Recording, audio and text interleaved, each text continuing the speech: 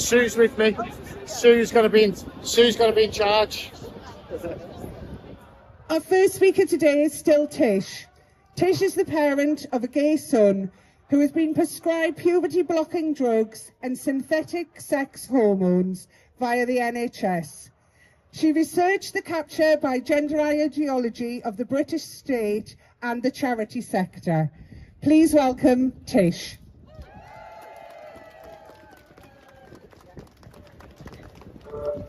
Can I just check that everybody can hear me? Yes. Right. Yeah. So what I want to start by talking about is why. Why do people think that you need to block puberty? And one set of thinking is, well, we've got trans adults, so we must have trans kids. And that's part of the story. But the other part of the story is I cover a lot of adult males who have transitioned, usually in middle age, and they've usually got a backstory of sexual fetishes. They've cross-dressed with in the sister's clothes, their mum's underwear, and that usually involves masturbation.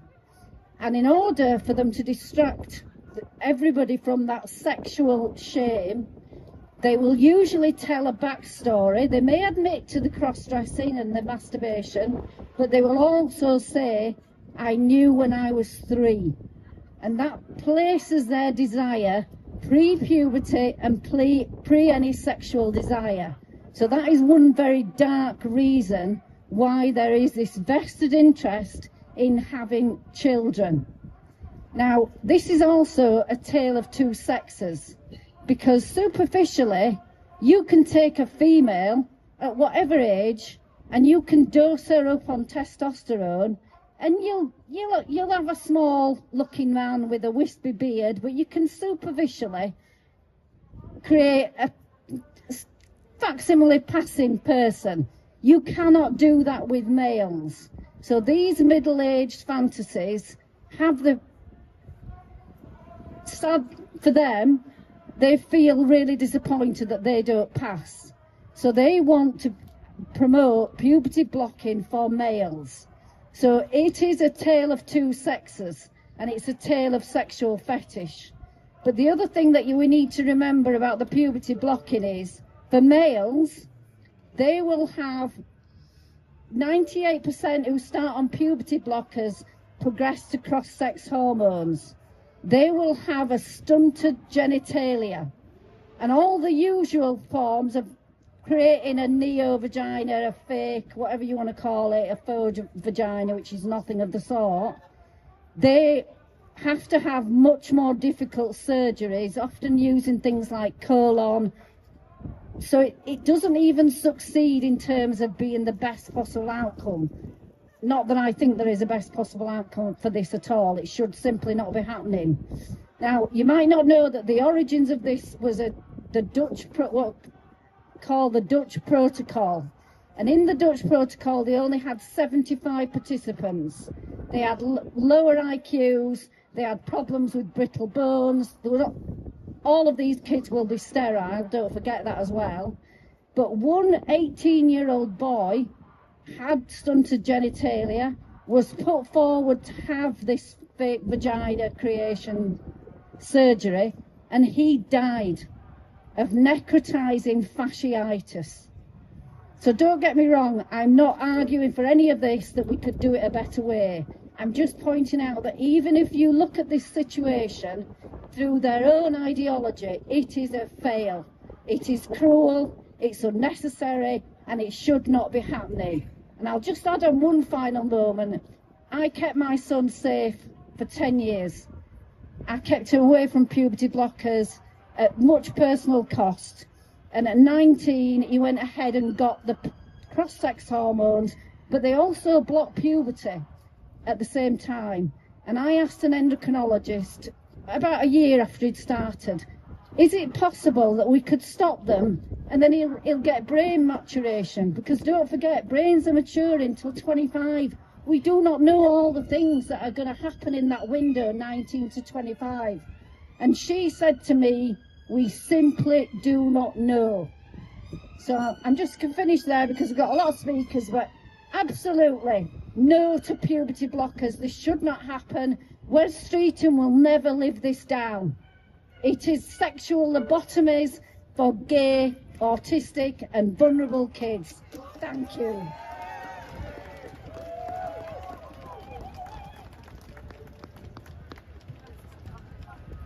Next up, we have Hilary Bajkowski.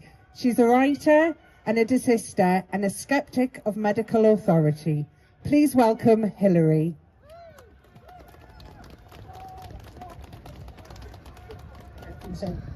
Thanks for being here, everybody. Thanks for caring about this. I got on the bus the other day, and the bus driver was young, white, female. She was covered in tattoos. She had a nice crew cut.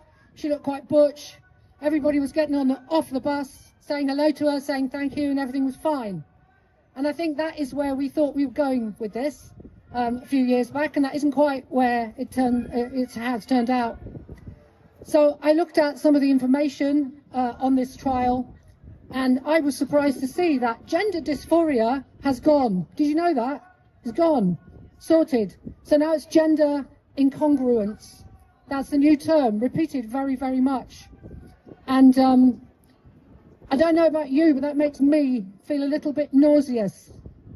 Now, gender dysphoria, even if it's a cooked up thing, is about your own feelings. Something that you've owned and claimed yourself.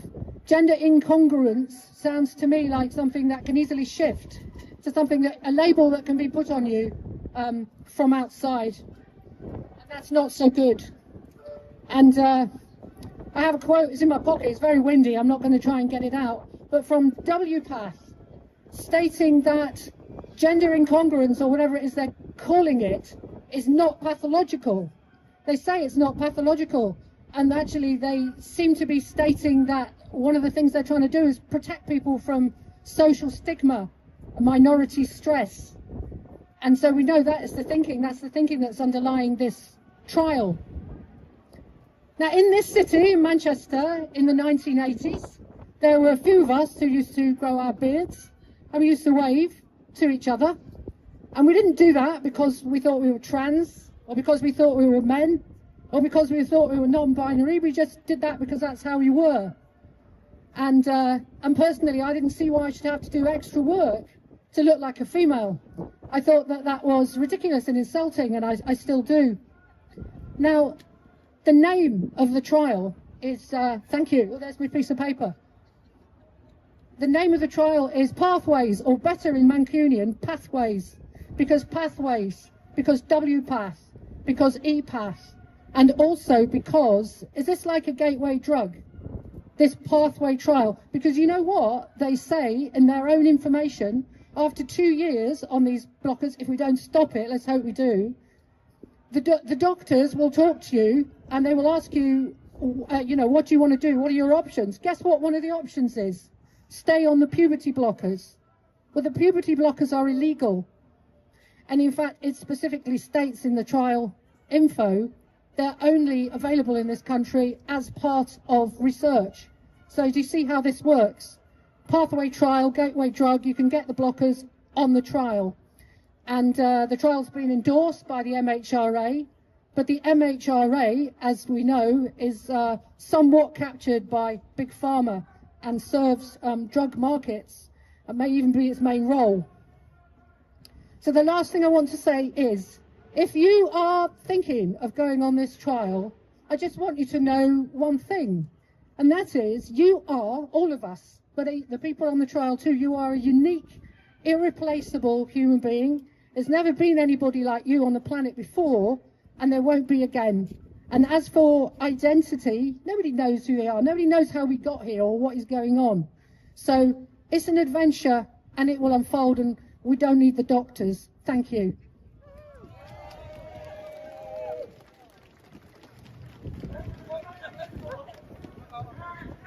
Sorry. Next up we have Shelley. Shelley Charlesworth is a former BBC journalist. Since 2019, she's been working with Transgender Trend, where she has written about school resources, children's books, written by activists, conversion therapy and adult gender clinics. The mother of 2 adult children and 5 grandchildren, giving a wide range of hand-on experience of all child developmental stages. Please welcome Shelley.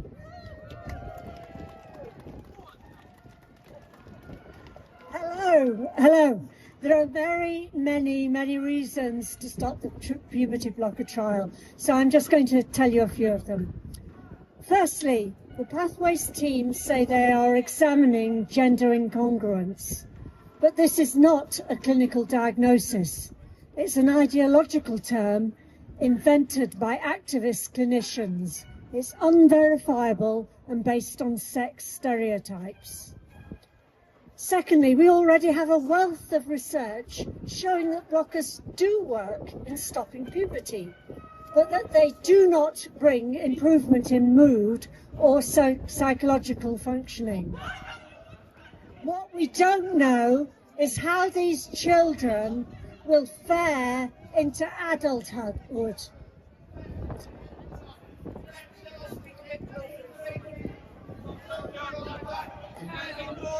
We don't know how these children will fare into adulthood, but this trial, the Pathways trial, will not tell us.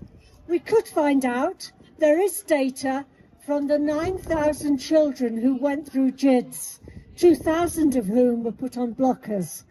But that data has not been released by the adult gender clinics. On that basis alone, the trial should be stopped and research should concentrate on finding out what happened to these JIDS patients. Are they happy? Do they have health problems? Do they have jobs? Have they found meaningful relationships? We need answers to these questions before experimenting on another group of unhappy, confused children, the majority of whom will be girls, likely to be gay, likely to be autistic, with above average experience of the care system, of trauma or sexual abuse. Thirdly, children cannot give informed consent to a medication with permanent consequences that will impact in serious ways on their adult lives.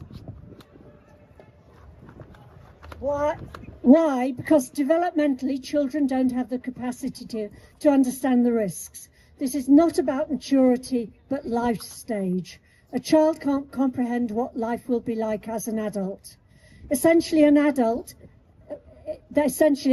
who will be infertile with no sexual feelings and potentially brittle bones and cognitive impairment. Fourthly, puberty is the cure. Puberty is the cure for feelings of gender distress. The puberty blocker trial takes away that chance of a cure. Before blockers were available, most children learned to be happy in their bodies. Now we know that blockers significantly increase the persistence of gender dysphoria and prevent it from resolving naturally. Fifthly, there aren't many more. Fifthly, the trial design is biased to ensure positive results because there will be only a short-term follow-up. This generation of children has been indoctrinated to believe in gender identity and the idea that they can choose their sex. They've been told puberty blockers are life-saving and that they have a right to gender-affirming treatment. They're programmed to believe that the drugs will work. Most will join the study already socially transitioned into an opposite-sex identity. Studies of detransitioners show that the average time is 8 years before regret kicks in. Sixthly, the trial will produce another group of adults who are lifelong medical patients, dependent on the NHS for all their adult lives. Blocking a child's puberty is introducing medical harm into a previously healthy body. Puberty blockers are not standalone drugs. They lead to irreversible cross-sex hormones in most cases. The NHS is creating a new kind of human being. This is important. A new kind of human being who has reached adulthood without going through the necessary growth stage of puberty. Blockers and hormones can only produce cosmetic changes. They cannot give a child an opposite-sex puberty. The lifelong health implications are unknown. And finally, The trial is a lie. It sells children something that is impossible to deliver. Failure is built into the treatment. Little boys will never become adult women, and little girls will never grow into adult men, no matter how much medical treatment they receive. While blockers may prolong the illusion that it's possible to change sex, it is cruelly irresponsible to lie to children in this way. This is an ideological, not a clinical trial. It uses the language of activists to deny the reality of biology and accept gender identity as real. It continues the indoctrination of children by acting upon these beliefs medically as if they were true. Stop lying to children. Stop the trial.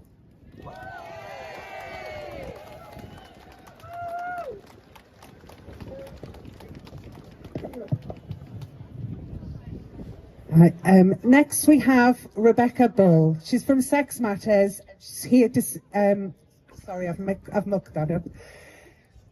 Rebecca Bull's from Sex Matters to read out Dr. Emma's speech. Please welcome Rebecca.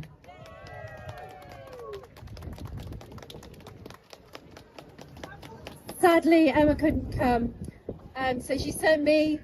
As you all know, she's a biologist, and she studies development. And she sent me to tell you something very simple. The NHS puberty blocker trial is not good science. This is being sold by Wes Streeting as the study that will finally tell us whether puberty blockers help children. But if you read the protocol, and she has, this trial cannot answer that question at all. And that's assuming it's a question that should be asked in the first place. There is no proper untreated control group. Every child in the trial gets blockers. The only difference is whether they get them now or later. That means the trial is not asking, does this drug work? It's asking, does getting it sooner feel better than being made to wait? And here's a crucial point. Every child knows which group they're in. So if a distressed child is told, you're getting blockers immediately, of course they feel relief. And if another child is told, you have to wait a year, of course distress will get worse. That difference is not biology, it is expectation. And the study authors know it. In fact, it's crucial for them to be able to find any outcome. They are running a trial, not of puberty blockers, but of the placebo effect. And it gets worse. Children who are desperate for immediate treatment and are told they have to wait are far more likely to deteriorate, drop out, or seek blockers privately. So the delayed group will get systematically worse, and the results can only show that immediate treatment is better. And yet the trial will still be called definitive. You'll only hear this line, oh, but we give puberty blockers for precocious puberty all the time and nobody panics. They're safe. That comparison is wrong. Precocious puberty is puberty that starts far too early, at the wrong time in life. It's usually caused by a brain misfire, telling the body to start making sex hormones too soon. In that case, blockers are used to delay puberty from the wrong, unhealthy time to the right, healthy time. Because going through puberty at the right time is important. Even then, treatment is kept as short as possible, because we already know blockers harm development. But in children going through normal puberty, we're doing the opposite. We are stopping development that is happening exactly when it should. These two situations are not medically equivalent. Puberty is not cosmetic. It is not a lifestyle choice. It is not a switch you can slip off and on again. It is a one-shot developmental event that coordinates brain development, bone strength, metabolism, and crucially, the maturation of the reproductive system. In biology, timing matters. Miss the window and you don't just catch up later. We know this from existing data that this trial pretends is useless. So when you hear the phrase, "we're just pausing puberty," understand what that really means. You are interrupting the very process that creates healthy, mature, functional adults. Let me speak directly to the women here for a moment. I mean the actual dinosaur women. Many of you will have been through IVF. You know what it really involves. The brutality of hormone cycles, the injections, the pain of egg retrieval, and the crash if it all fails. This is what fertility preservation looks like, even for healthy, mature women who went through a normal puberty. And now we're told, very casually, don't worry, fertility can be preserved. Preserved how? By putting children through versions of the same hormonal assault while actively pausing the biological process that creates fertility in the first place. And then when concerns are raised, we get the soothing line, "Oh, it's fine. Girls just stop testosterone later and all will be well." Really? Does anyone here know what testosterone exposure does to immature eggs? No, I don't, and neither do they. There is no good human data. Nobody knows. So when they reassure families about fertility, they are not describing evidence. They are asking for trust, while interrupting a system they barely understand. Children are not pilot studies. Bad trials do not become ethical because they wear a lab coat. Children cannot consent to the loss of adult function or fertility, and they are not being told the truth about what that really means for a lifetime. Because the only truth we know are harms. This is a live experiment on children and it must stop.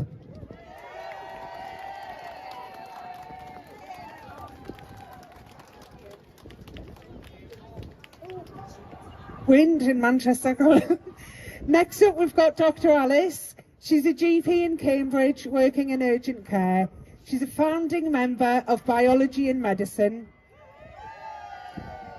It campaigns to reduce the harms to trans-identifying people.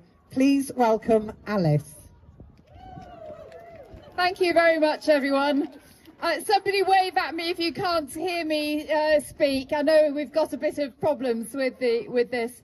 Okay, so please follow me.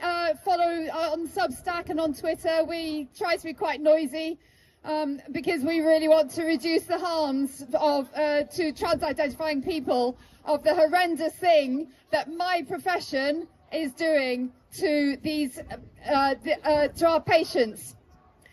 Gender medicine is harmful. I want to stop my profession from harming people. Actually, I am ashamed that my profession is harming people. It's not medicine.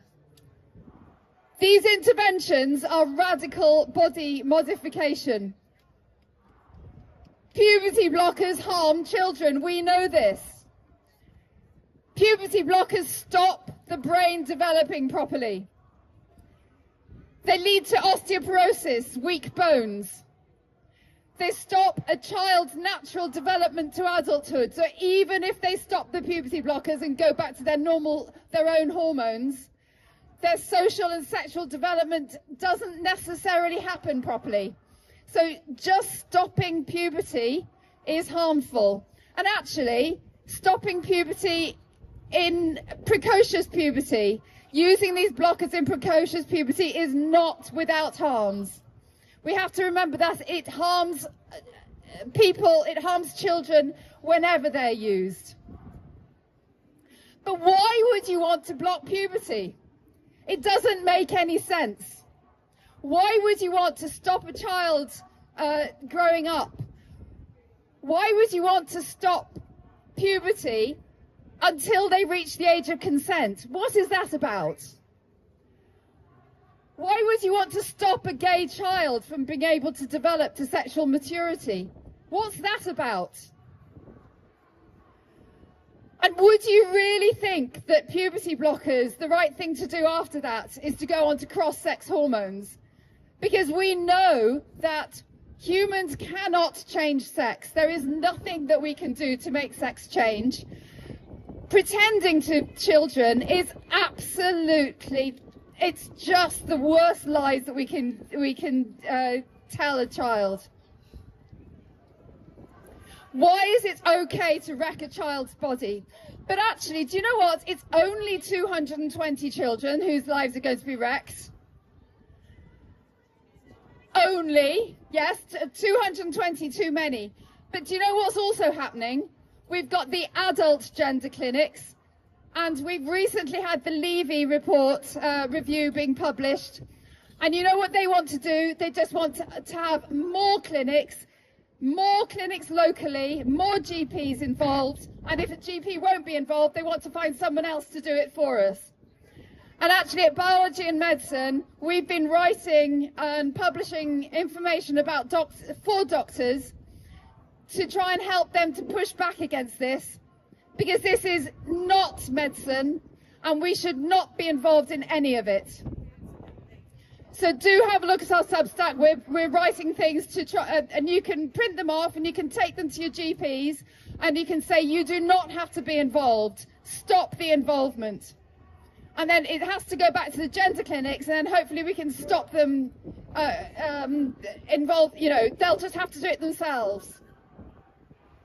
And there's not that many of them, so hopefully it'll reduce the number of children and adults, young adults who don't know themselves. Hopefully it'll stop some of the harms. I hear so many stories, you know, the people who lose their voices, the young women who can no longer sing, who can no longer speak much. Their thickened vocal cords don't fit into their voice box. They can't sing, they can't speak. So all these people, these well-meaning doctors, we must stop them doing this. We are the true experts. We meet our patients in real life. We're not academics, but we know our patients. And we see the devastation of these puberty blockers when these children become adults. We see the devastation and we see how suicidal they are and how wrecked their bodies are. So we are calling on the NHS, on the Department of Health, we're calling on West Streeting, we're calling the Medical Royal Colleges, the GMC and the BMA to stop this monstrous tragedy. Stop the puberty blocker trial, stop hormones in children, and stop hormones for young adults. Stop the surgical abuse of people caught up in a cult. The NHS, the state, should not be involved. Stop this now!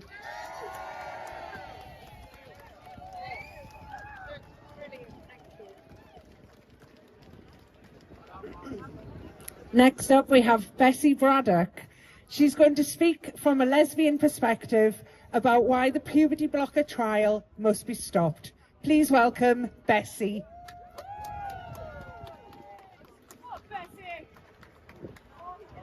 Hi everyone, can you hear me okay?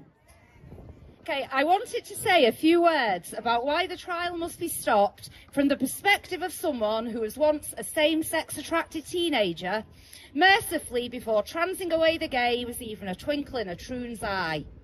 Way before trusted adults like teachers, parents, doctors and social workers started telling children that people can be born in the wrong body, and then compounding that lie by advising them that if they feel uncomfortable with changes to their bodies, that this may mean they're trans or non-binary, that there is a drug that they can take to stop the changes they don't want, and that failure to take this drug will make them suicidal.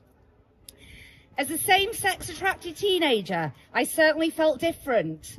I didn't want my body to change, and I didn't fancy boys like my friends. If I'd been told it was possible to be born in the wrong body, and that feeling uncomfortable with my body changing might mean I could be trans, and that there was medication I could take to stop my body changing, I can't help but wonder what I'd have thought. I distinctly remember praying to God that I wasn't a lesbian, having been taught by religion and society that homosexuality was wrong. So if I'd been presented with a way of not being a lesbian, would I have taken it? Luckily, back then, there was no such option, and I went through the only physical transition a teenager should go through, puberty, and eventually came to terms with my sexual orientation and became a happy lesbian. That the message to gay teens has morphed from "some people are gay, get over it" to "you can trans away the gay" is truly tragic. And to add insult to injury, this is being done in my name under the guise of LGBTQ+ rights. I feel it is incumbent on all lesbians, bisexuals and gay men, hey Wes, to fight to save the same-sex attracted teenagers that we once were from this new homophobia that calls itself trans rights, but which is nothing less than modern-day gay conversion therapy, repackaged as progressive and wrapped in a woke cloak. It's child abuse. Blocking puberty does not simply stop the development of secondary sex characteristics. It halts all development, including bone development, as is evident from the many young women with walking aids at protests, their bodies destroyed by blockers and testosterone. It also stunts brain development, suspending children in an emotionally immature state, preventing them from coming to terms with their bodies and feelings. Which is why children who are prescribed blockers invariably go on to take wrong sex hormones, the irreversible physical consequences of which include male pattern baldness, broken voices, early menopause, sterility, incontinence, organ atrophy, an increased risk of cancer, loss of sexual function, and the inability to orgasm when adult. I don't know about you, but I can think of few things crueler than needlessly sterilising vulnerable children and removing their ability to experience sexual pleasure before they've even discovered what an orgasm is. To prevent a child going through the essential developmental process that transforms them into an adult is monstrous. And to what end? To answer this, we must ask who benefits, because it's certainly not the children whose futures have been stolen. Who benefits from suspending children in a prepubescent state whilst they age chronologically? Paedophiles do. And who benefits from the concept of the trans child? Autogynephiles do. The adult men who want their fetish to be legitimised by the trans children they claim to once have been. It's obscene that the government has given the green light to child experimentation trials that benefit no one, bar a bunch of autogynephiles / paedophiles. Humans can't change sex, and we absolutely should not be medicalising children in response to an ideology that pretends otherwise at the behest of fetish-ridden Daves. I will finish with some facts. Sex is determined at conception and immutable thereafter, despite what Dawn Butler would have you believe. That some children grow up to like the clothes, toys and hobbies stereotypically associated with the opposite sex does not mean that they have an opposite sex soul and were born in the wrong body and need their body fixing to match their inner sex soul. It simply means they're gender non-conforming. So my message to West Streeting is this: we should not be leading children to believe that they must change their bodies to match their personalities. We should be telling children they're perfect and unique just as they are, and that any body can have any personality. Gay teens aren't sick. Puberty is a human right. Stop the trial. Thank you.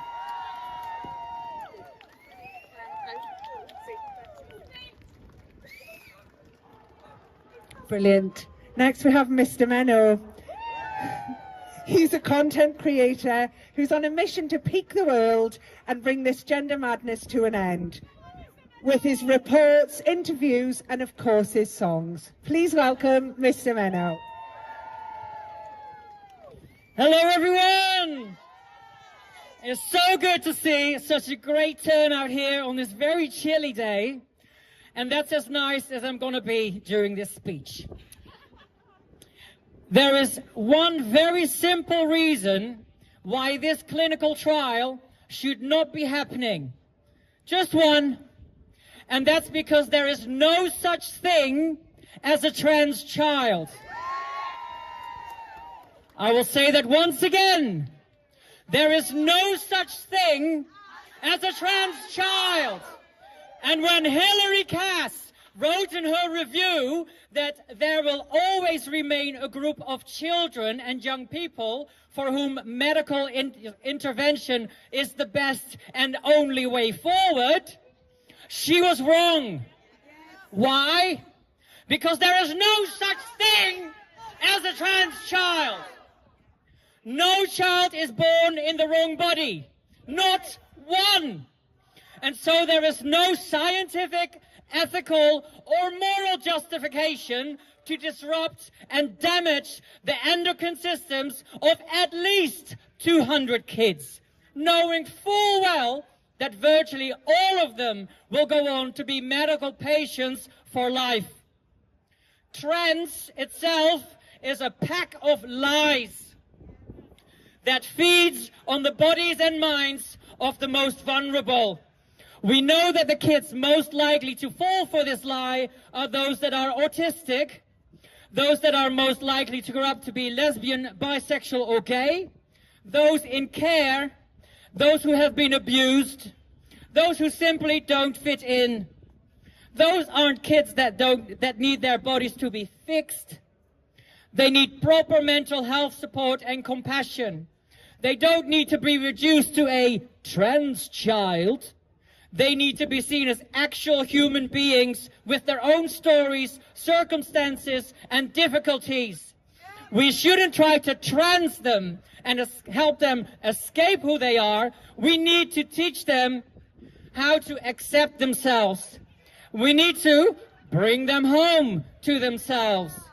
This trial doesn't do that. It's all about pushing the lie of trans at the taxpayers' expense. It is nothing but an exercise in grooming our youth and institutions into believing that trans is real.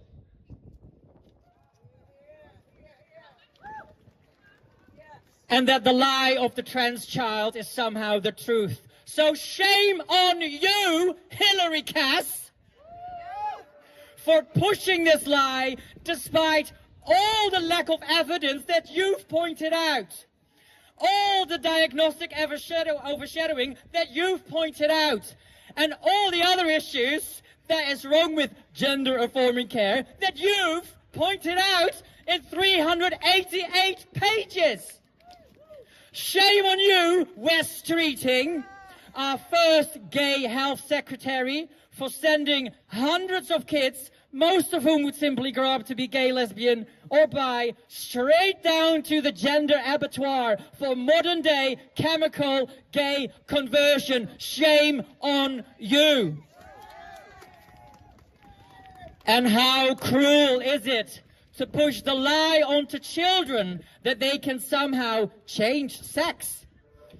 In the face of a Supreme Court ruling that makes it very clear that even if a boy goes on the blockers, then estrogen, then gets his penis inverted and gets a GRC, the law still considers him to be male, and rightly so. It is time to stop lying. It is time to stop the trial. And I'll go further. It is time to close all the gender clinics. We don't need gender clinics. We need reality clinics. And we don't need a clinical trial.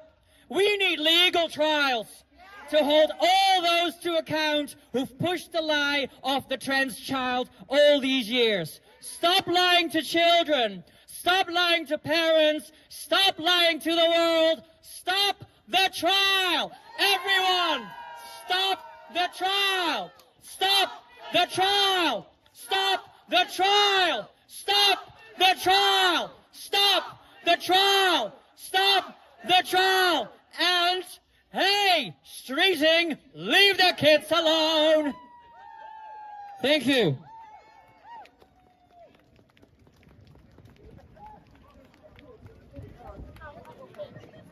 Next we have Mary Garner. She's been a therapist for 30 years in the NHS GP surgeries in specialised trauma services in the Maudley, London. And she's now in private practice. She was one of the founding members of Thoughtful Therapists. She likes being the billboard and chatting. Please welcome Mary. Right, hello.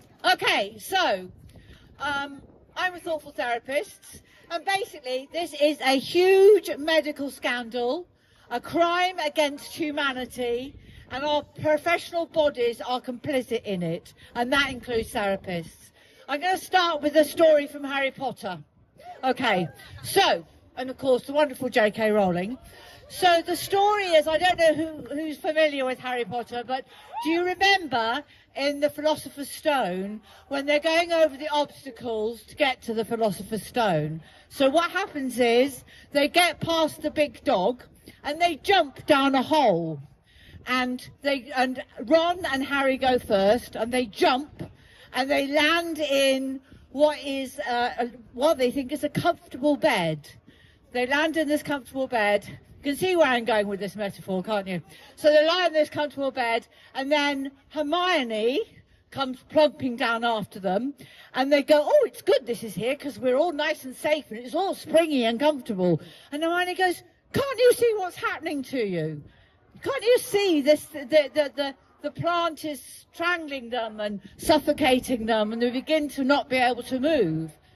And she goes, it's devil's snare. And they go, yeah, but how are we going to cure it? And she says, you need heat and light, because devil's snare grows and its tentacles reach everything in the damp and the dark. So we need to light a fire. And that's what we're doing here today. That's what we all have to keep doing, is lighting fires. We need heat and light to lessen the grip of this madness which is trapping us. It's all devil's snare. This scam has been marketed very skillfully and cleverly that a child can be born in the wrong body. Like the devil's snare, it's taken a strong and powerful stranglehold on institutions, individuals, families. Don't forget what this does to the parents as well. And institutions, education and healthcare, from the top down organisations such as WPATH, the World Professional Health Organisation, as a cheek to call itself professional, which have dominated and set themselves as expert, but actually they're a hybrid trans activist group or a facsimile, I can't say that word, of professionals. The tentacles are deeply embedded. They have successfully sold the myth that there is such a thing as gender identity, the gendered soul, and invented the obscene idea that a child's body should be pumped full of hormones and body parts removed or grafted on to match their authentic self that stands in the way. Like Ron and Harry, they become embedded and strangled by it. And just like Devil's Snow, it grew in the dark. Sorry. Yeah, I give that paper. Sorry, it's just got in the wind. What we are saying at Thoughtful Therapists is we need to find ways to light fires. We need to be able to think, if we're going to help such distressed children, not send them on a path to medically transition. We need to challenge the lie. Gender-affirming therapy isn't therapy. We need to explore, open up and not collude with a drive and compulsion to medically transition to solve unhappiness.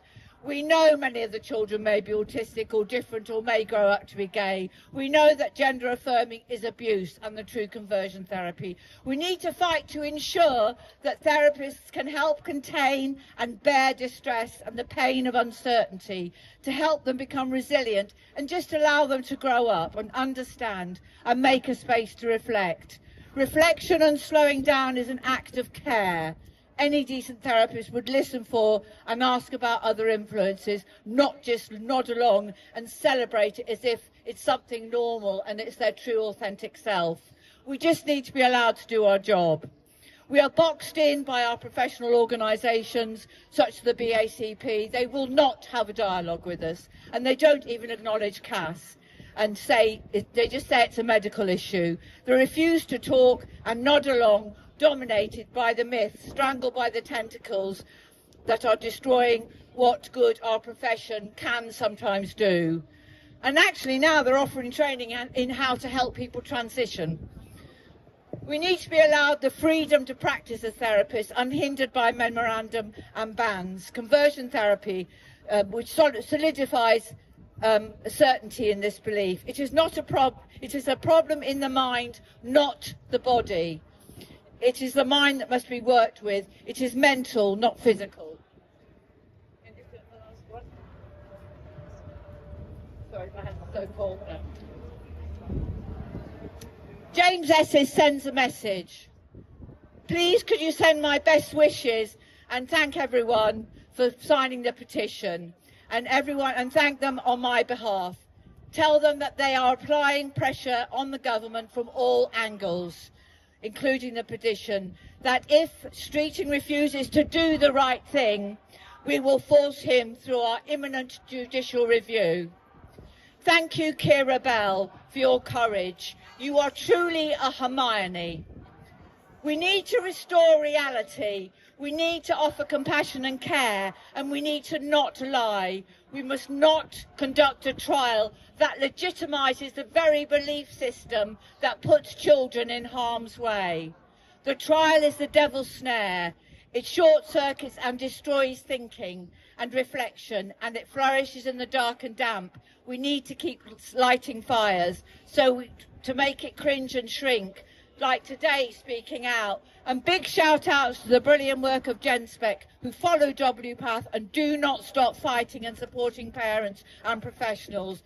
And to Mia and Stella for dismantling the lie. Segum, Canis G, Marcus and Sue Evans, the LGBT Alliance, Barry Ward and the Warrior Teachers, Transgender Trend, and of course the wit and mole at the counter that just gets me by in the bad days. Thank you, Molly. We must keep collaborating to end this crime that sacrifices our children and is a criminal offence.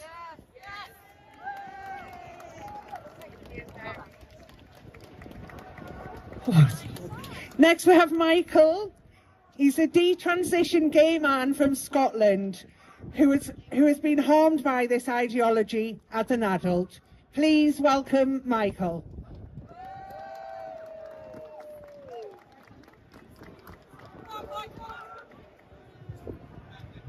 Thank you so much. So I'm not here to be polite. I am here because politeness is how this mess was allowed to grow. I'm medicalised because I was told lies, systematic ideological lies repeated by professionals who should have known better and encouraged by a culture that punishes dissent. I was told that feelings override biology, that sex is negotiable, that questioning any of this made me immoral, and that medical intervention was not a last resort but a moral good. That was false. I was not born in the wrong body. I was born into a culture that pathologizes discomfort and offers lifelong medicalization as a solution, a culture that treats stereotypes as destiny and calls it progression. Gender ideology didn't help me understand myself. It replaced thoughts with slogans, it replaced care with affirmation, and it replaced evidence with dogma. I wasn't encouraged to ask questions, I was discouraged from asking them. Doubt was framed as internalized hatred, hesitation was treated as danger, and any adult who suggested caution was labelled a bigot and pushed out of the conversation. This is not healthcare, this is ideological capture. Let's stop pretending that this is neutral or compassionate. It isn't. It is reckless, it is dishonest, and it has left real people like me, with permanent consequences. I altered my body based on claims that could not survive basic scrutiny, claims that collapse the moment you say the words out loud. That sex is assigned, that bodies are wrong, that reality must bend to belief. They don't tell you that detransition exists. They don't tell you that regret is real. And they don't tell you that many of us were never transgender. We were distressed, traumatized, gay, autistic, depressed, or simply uncomfortable in a rigid sex role society. And when people like me speak now, we are smeared, dismissed, and told to shut up for the greater good. But here's the truth they don't want said. A movement that cannot tolerate dissent is not a civil rights movement. A medical model that cannot acknowledge harm is not evidence-based. And an ideology that demands silence from its casualties is not compassionate, it's fascism. Sex is real, the body is real, and no amount of language manipulation changes that. Children are taught that discomfort means identity. Adults are being rushed into irreversible treatments, and safeguards are treated as obstacles, and professionals who should protect the vulnerable are instead protecting the idea. We need to stop the street and experiment before the next generation of children are mutilated, castrated, and have irreversible damage done to them. I was an adult when I was encouraged to make this mistake. If adults could be led into such decisions, children are even more vulnerable. I detransitioned not because I was confused, but because I stopped lying to myself, and I'm angry. I'm angry because it didn't have to happen. I am angry because warning signs was ignored. I am angry because the cost is paid by the individuals and not the institutions. They walk away scot-free. This isn't about respect, it is about reality. And reality is winning because it always does. You don't get to erase people like me to preserve a narrative. You don't get to demand silence to those you have harmed. And you don't get to call it progress while bodies pile up behind you. I am done being quiet. I am done being careful. And I am not apologising for telling the truth. I am Michael. I am a man, and this is my reality.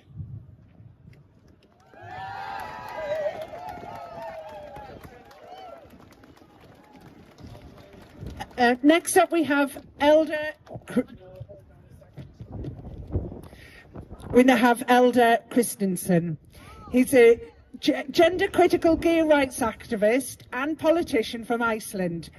He's currently under criminal investigation and facing 2 years in prison for his robust criticism of transitioning children and for men invading women's spaces. He ran for Parliament in Iceland, but saw himself hauled into a police station the day before polling and smeared as a bigot all over mainstream media. Please welcome Elder.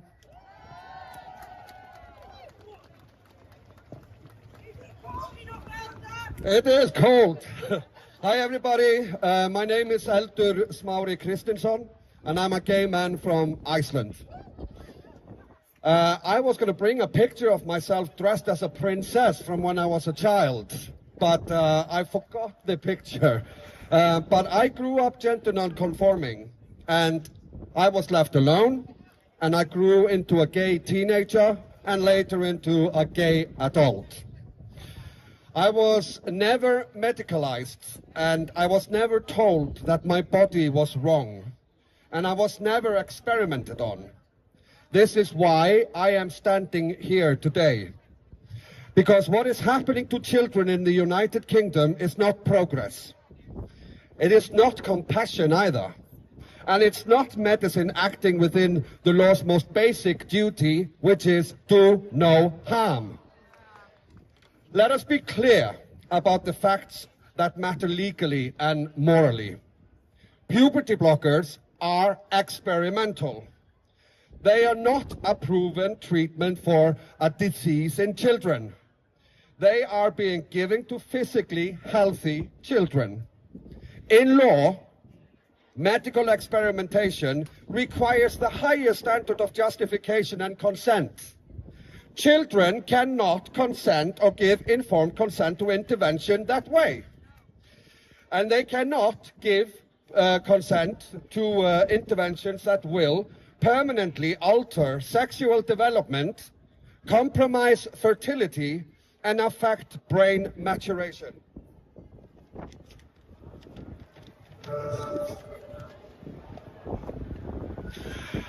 This is not an opinion. This is the foundation of medical ethics and child safeguarding law. Puberty is not a pathology. It is not optional. It's a biological and legal boundary between childhood and adulthood. To deliberately interrupt is to interfere with a child's right to bodily integrity. Puberty is a human right. Blocking it in healthy children without long-term evidence and without certainty and without true consent crosses a line. And when the state authorizes that interference, that is not neutral, that is coercive. Just last weekend in Iceland, the medical establishment debated raising the legal drinking age to 25 because of the frontal cortex development, which is the part of the brain that is responsible for judgment and foresight. We recognize this when it comes to alcohol, and we recognize it when it comes to criminal law, and we recognize it in contracts.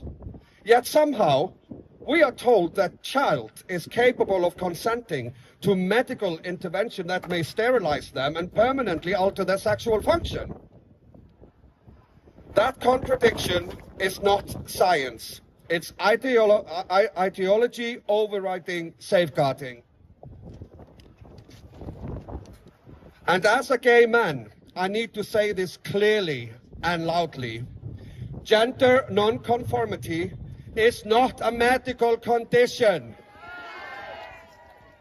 For generations, gay children were told we were broken, that our femininity or masculinity meant something had gone wrong. We fought to end conversion therapy. Now we are watching a new version emerge, wrapped in clinical language and state approval. When a boy is told that his softness means that he might be born in the wrong body, that is not liberation. And when a girl is told that distress during puberty means she should stop it, that is not care. That is homophobia wearing a lab coat. It is anti-gay, it is anti-women, and it's anti-childhood. And it teaches children a devastating lesson. If you do not conform, Your body is the problem. This ideology does not protect children. It separates them from their bodies, their families, and their future. It weakens parental rights, it undermines trust in medicine, and it replaces evidence with law, with belief and fear.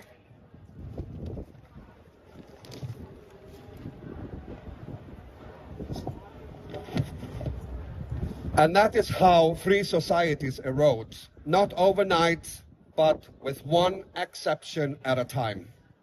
Now I want to speak directly to Wes Streeting. Wes, this is one gay man to another. Please hear this not as an attack, but as a warning. We did not need our bodies altered to be accepted. We needed time, we needed support, and we needed truth. Please, I beg you, stop the puberty blocker trials.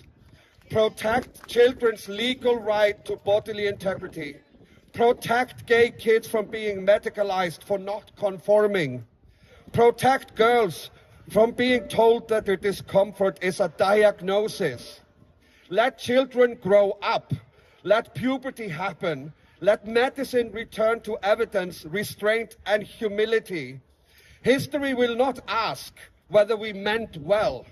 It will ask whether we protected children when they needed us most.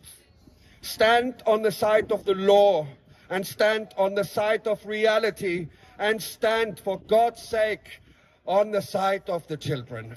Thank you.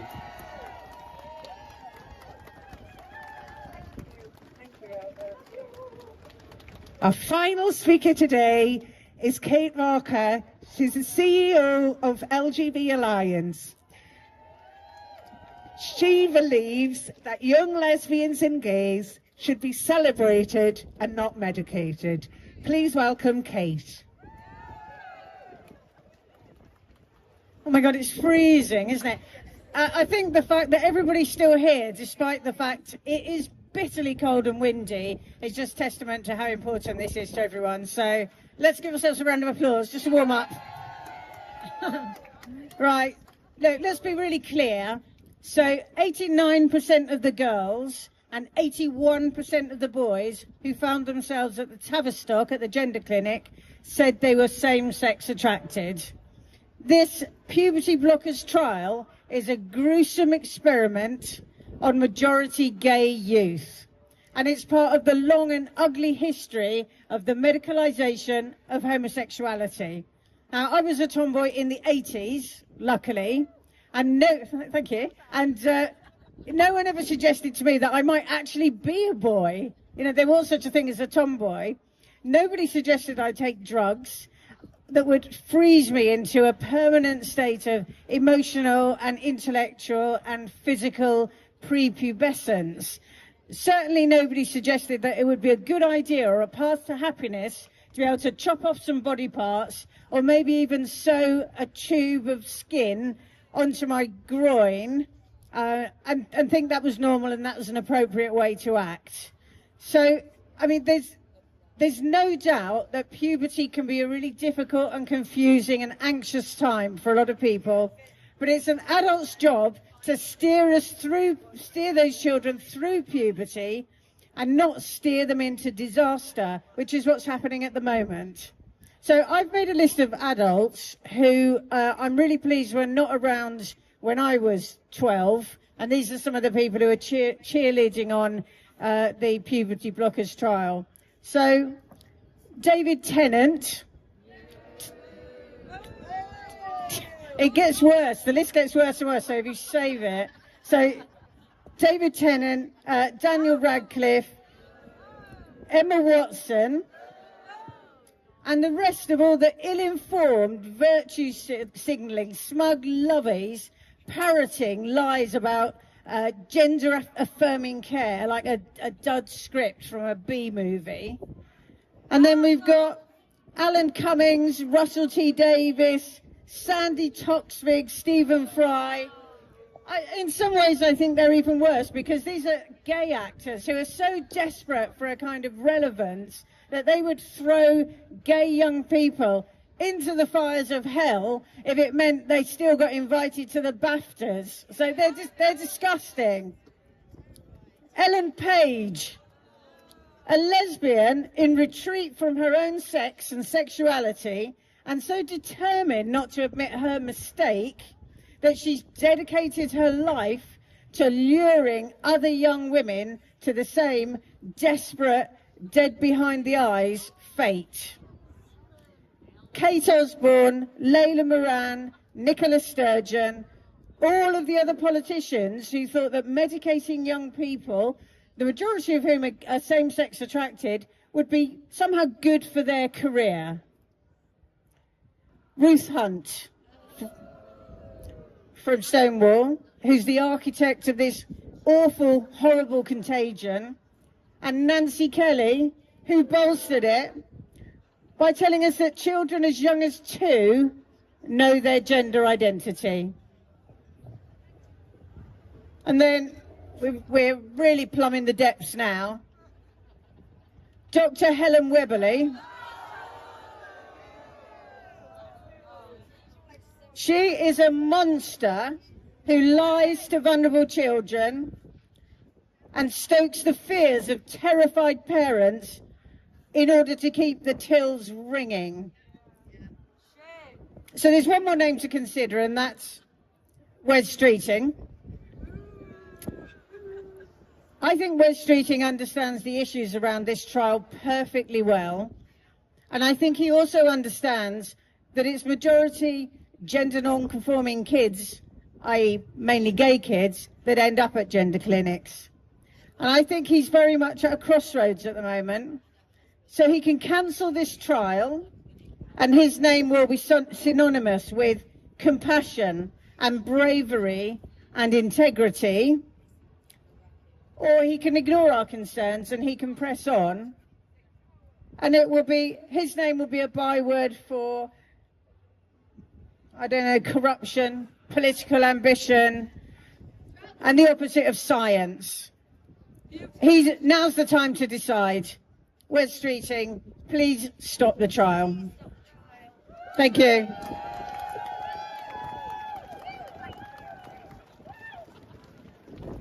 Oh, thank you so much for coming. It's really cold. We need to kind of wind it up a bit. Also, thank you to the police. They have done a marvellous job. Didn't hear anything from the other people over there, so that's quite good. And I'm just going to call on Ruth here. We're going to have a little bit of a song. We're just pairing the Bluetooth. We've got tunes and everything.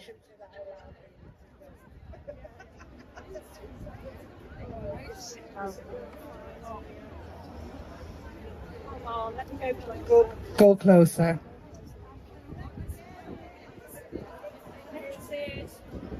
You ready? Hi everyone, there should be some words knocking around. If not, there's a really obvious line which I hope we will all sing, shout with gusto.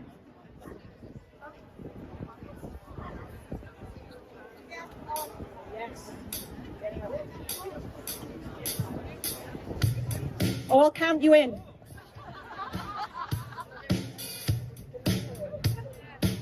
Here we go. 3, 4. We don't need a pointless trial. The outcomes are already known. Yeah, okay. Brittle bones and short lifespan. Streeting, leave them kids alone. Oh, no, Hey! Streeting, leave them kids alone. All in all, you're just another stooge for the cult. 3, 4, All in all, you're just another stooge for the cult. And we're going to go again. 2, 3, 4. We don't need a pointless trial. The outcomes are already known.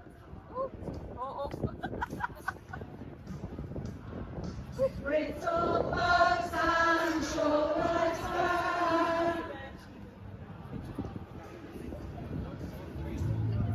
Freezing repairs kids alone. Where's she gone with the cap on? Made women great again. Who goes out with Steve? Forgot her name. No, you're Sue, I know you. The other lady that's been going out with him. You're Steve. I'm sorry, you mean going out with him on the streets? Yes. Where's she gone? Taylor. What's she called? Taylor. Yeah, I've got a coffee here, but I've lost her. I've not seen her for a while. She was here a minute ago. Hello. Look who it is. It's not real. Look. Woo, say hello. We're on live. Say hello. How you doing, guys? Right. Nice to see you. And you? How you doing, Lachlan? How you doing? I'm good, are you? Yeah. I always feel tall next to you. So do I. Have you seen Steve? No, not seen him, no. We just had a bit of Greg. All right. We're going to meet my son later on. Right. He's at the match. Okay, I think it's all packing up now, guys. I think Steve's over with the Oh, is there? yeah. Is he got your boots on? You're not allowed to say Chinese these days, are you? I don't know, are you? No. Are you? No, it's Really? it's as bad as saying some other words. Oh my God, really? Yeah. You have to call them troons now, apparently. Oh, God. Troons. Yeah, Brian did a YouTube video Did it? today and he put it out. I've not seen that one. Brian Lomas. Yeah. And, Yeah, he's got his own YouTube channel. oh, I didn't know Yeah, that. he just started it. Rianne's starting her own as well soon. Good on you. Good on you. Steve Hatton's over there as well. Oh, is it? Yeah. Shall we wander over that way? Yeah, See what's going on? We'll follow you. Say hello to Steve Hatton and Oh, this. Yeah, yeah.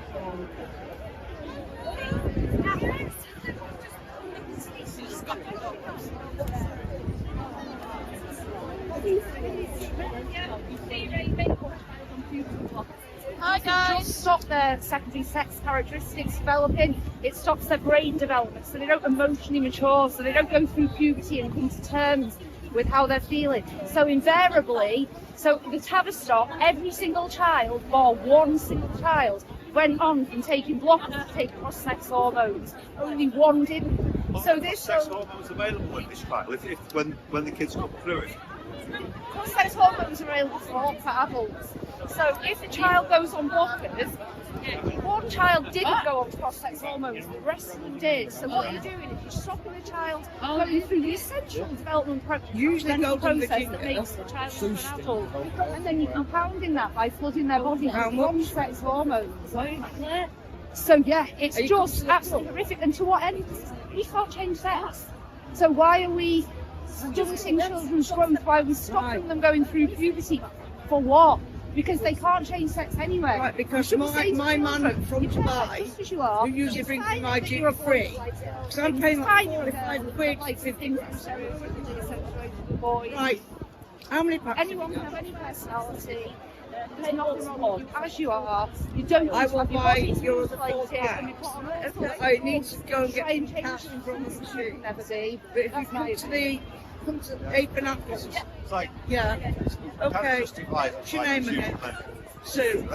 Yeah. Right. Okay. Yeah. We don't say swear. We don't say to an anorexic teenager. Yeah, you know who you are. Let's starve yourself some more. Do it. We say that the child who's got anorexia has got a mental health problem they need help terms with and like their body. So the same, we should be saying the same to children who think they're born in the wrong body. And I do generally get everywhere. As they are. Right, I will definitely. Yeah, so. I was fascinated by God. It's quite rare you can get someone to talk. It is, yeah. He said some interesting things. Right now, oh, you've sponsored my dream. Yeah, no, that's I great. On that one, I was stumped by him because he said they could literally stop the puberty blockers. Let's say they get to 15, 16, whatever age now, and then literally their body then just reverts to what it would have done. Okay. So if they stop the puberty blockers, in the pub, then get a lot of holding you go some non-hormonal cats. sex hormones. So everything does there. You can't just pause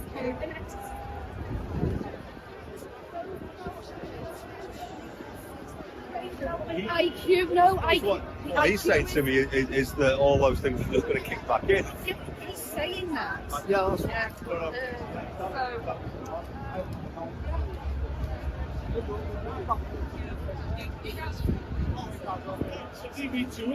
Hi, you okay?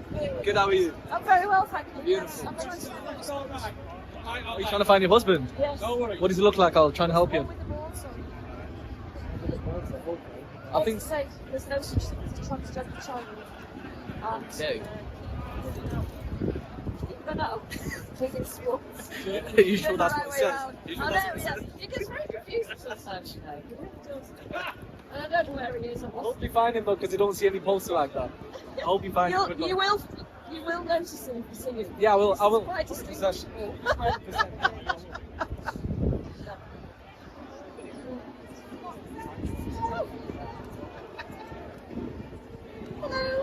Hey, Sue. Steve anywhere. He's on the statue. Oh, was it down there? Okay. Right. We're still live streaming, but I think we'll probably knock it on the head now. So, unless you, was it all right? I'm just trying to read the text. I can just about read. Was everything okay? You could all hear it all right. Good. Thank you very much for your help today. Do you want to stay on chatting? Will I try and find Steve, or do you want to close off now? Let me know. What do you want to do?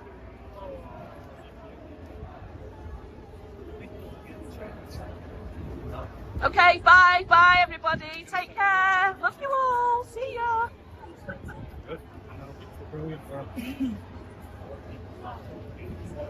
Don't know how you switch it off. Anybody know how to switch lives off? How do you switch it off? I'm just pressing things on the screen here, guys. I've got no idea how to do this. Bye! Oh, you come round this way. Oh, can you see me now? I don't know how to switch it off. Steve leaves me in charge of things and I don't know what to do. Do you know how to switch it off?